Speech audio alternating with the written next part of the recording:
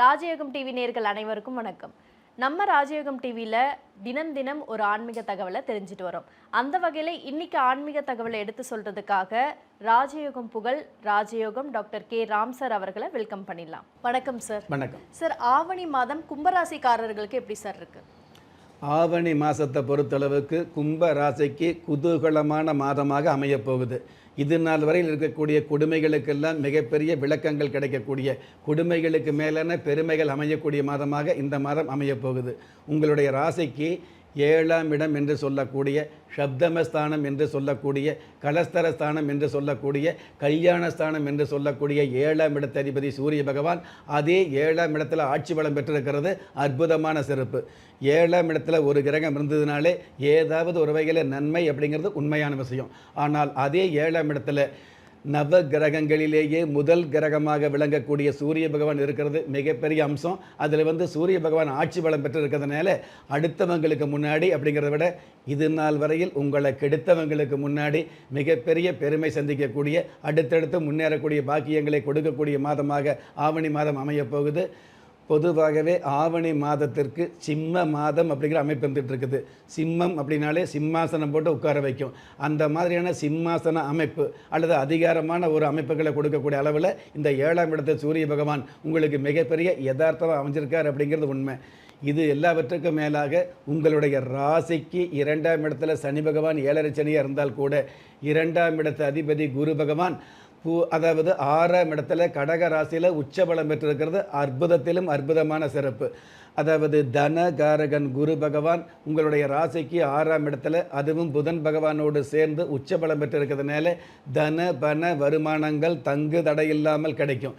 எந்த நேரத்தில் பணம், நிறைய பேருக்கு வருமானம் வரும், தேவையில்லாத நேரத்தில் பணம் இருந்தால் கூட தேவையான நேரத்தில் பணம் இல்லாமல் கஷ்டப்படுவீங்க இல்லையா? அப்படி இல்லாமல் உங்களுக்கு தேவையான நேரத்தில் தேடி பணம் கிடைக்கக்கூடிய பாக்கியங்களை கொடுக்கக்கூடிய அமைப்பில் குரு பகவான் இருக்கார் அப்படிங்கிறது சந்தோஷம்.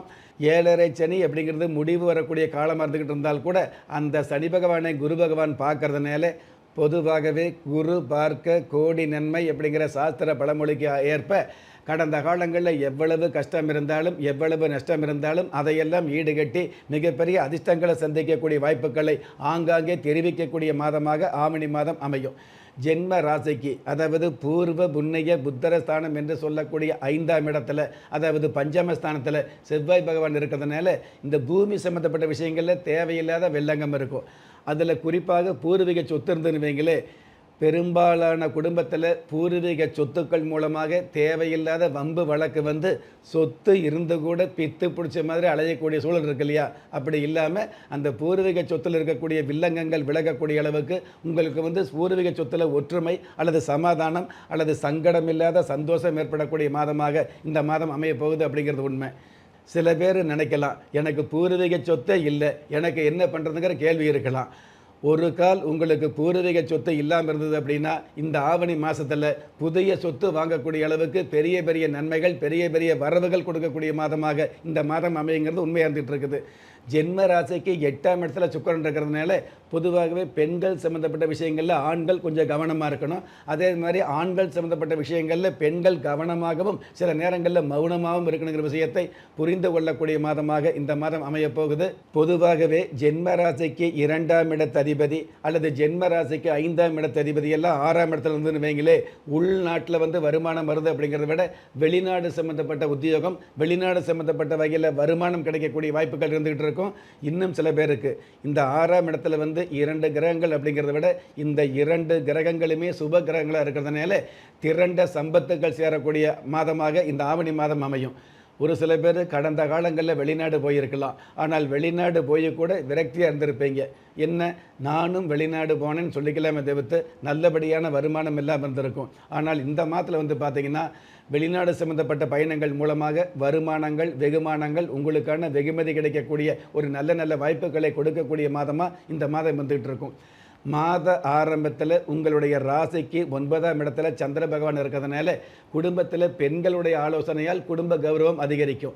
பெண்களுடைய தேவைகளும் நியாயமான ஆசைகளும் பூர்த்தியாகக்கூடிய வாய்ப்புகள் இருந்துகிட்டு இருக்கும். பெண்களுக்கான வேலை வாய்ப்பு, பெண்களுக்கான வருமானம், பெண்களுக்கான வெகுமானங்கள் மிகுதியாகக்கூடிய வாய்ப்புகள் கொடுக்கக்கூடிய மாதமாக இந்த மாதம் வந்துக்கிட்டு இருக்கும்.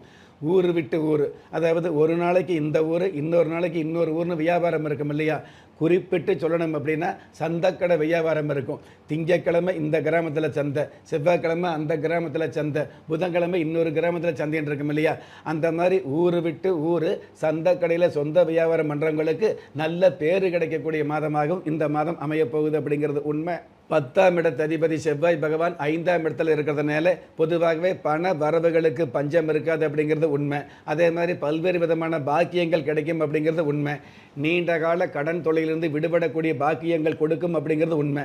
இது எல்லாவற்றுக்கும் மேலாக செவ்வாய் பகவான் சகோதரக்காரராக இருக்கிறதுனால சகோதரவைகளை ஒற்றுமையும் சமாதானமும் நிலவக்கூடிய மாதமாக இந்த மாதம் அமைங்கிறது இன்னொரு உண்மை.